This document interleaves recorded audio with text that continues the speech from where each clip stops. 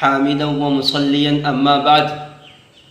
محترم ناظرین، آج میں آپ لوگوں کی خدمت میں 3 بہت اہم مسائل پیش کرتا ہوں۔ آپ لوگوں سے امید کرتا ہوں کہ آپ حضرات بغور سماعت فرمائیں گے۔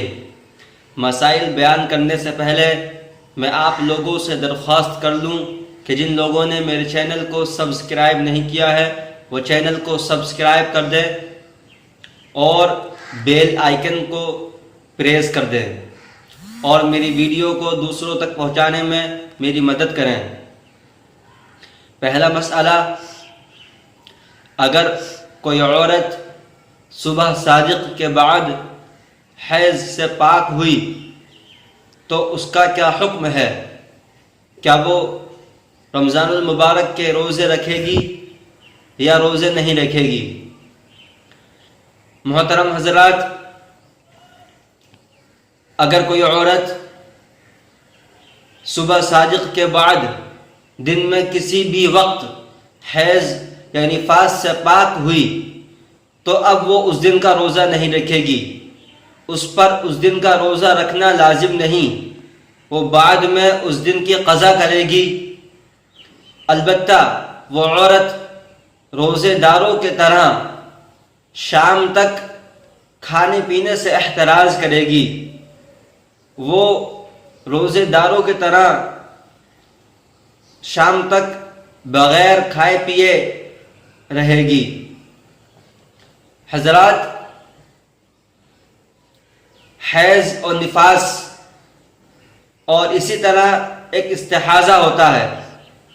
حیض کا مطلب ہوتا ہے پیریڈز، کہ جب کسی عورت کو مہینے پر ایک مہینے میں پیریڈز آتے ہیں، حیض آتا ہے، ایک خون ہوتا ہے جو رحم یعنی بچے دانی اووری سے وہ ریلیز ہوتا ہے، جو گندا خون ہوتا ہے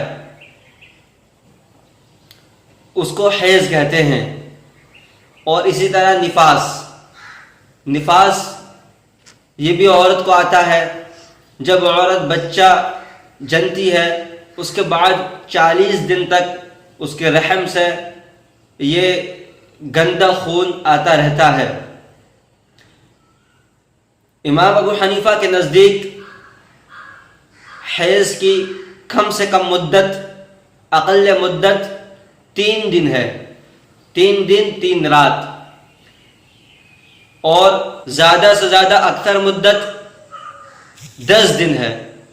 اگر 10 دن سے زیادہ کسی عورت کو حیض آتا ہے تو پھر وہ حیض نہیں ہے، وہ استحاضہ ہے۔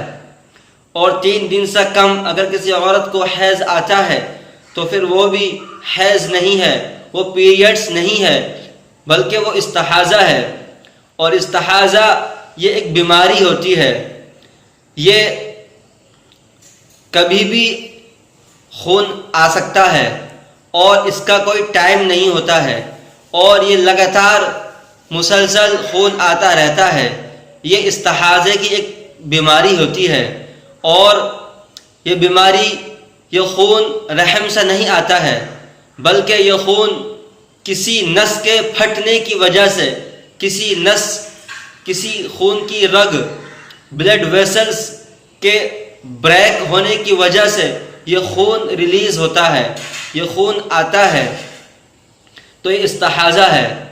استحاضے کے احکام الگ ہیں، حیض کے احکام الگ ہیں، نفاس کے احکام الگ ہیں۔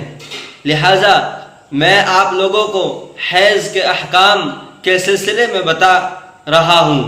چنانچہ اگر کوئی عورت حیض سے پاک ہوئی صبح صادق کے بعد دن میں کسی بھی وقت، کیونکہ صبح صادق سے روزے کی شروعات ہوتی ہے، روزے کی ابتدا صبح صادق سے ہوتی ہے، اور اگر کوئی عورت صبح صادق کے بعد حیض یا نفاس سے پاک ہوئی تو پھر وہ اس دن کا روزہ نہیں رکھے گی، اس کے بعد وہ عورت اس دن کی قضا کرے گی۔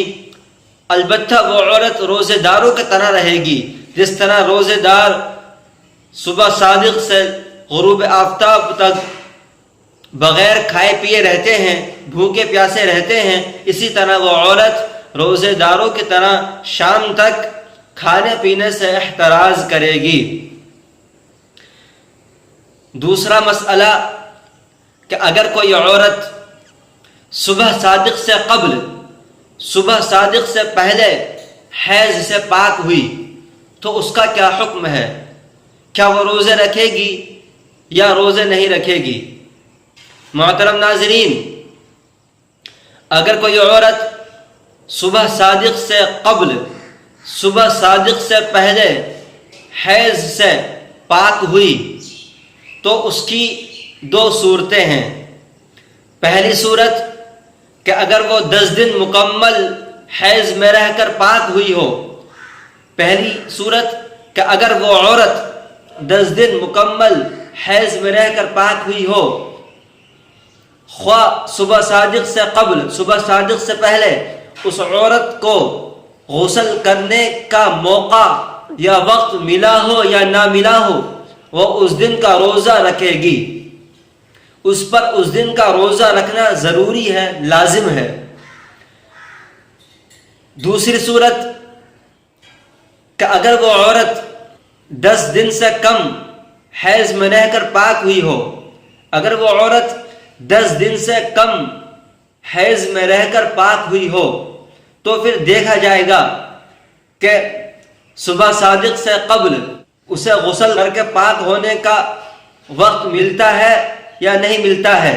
اگر اس کے پاس اتنا وقت ہے کہ وہ صبح صادق سے قبل، صبح صادق سے پہلے غسل کر کے پاک ہو سکتی ہے تو پھر اس پر روزہ رکھنا ضروری ہے، وہ عورت اس دن کا روزہ رکھے گی۔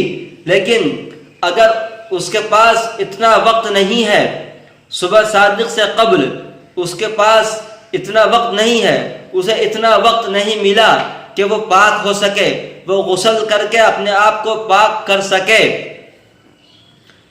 یعنی عین صبح صادق کے وقت وہ حیض سے پاک ہوئی، تو پھر اس عورت کو اس دن کا روزہ نہیں رکھنا ہوگا، وہ عورت اس دن کا روزہ نہیں رکھے گی، بعد میں اس کی قضا کرے گی۔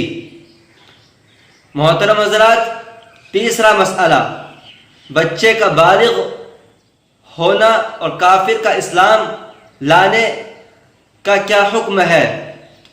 کیا وہ روزہ رکھیں گے یا نہیں رکھیں گے؟ اگر کوئی بچہ صبح صادق کے بعد کسی بھی وقت، دن میں کسی بھی وقت بالغ ہوا تو پھر اس پر اس دن کا روزہ ضروری نہیں، اس دن کا روزہ اس پر لازم نہیں، وہ اس دن کا روزہ نہیں رکھے گا۔ البتہ وہ بچہ روزے داروں کی طرح شام تک کھانے پینے سے احتراز کرے گا۔ اسی طرح اگر کوئی کافر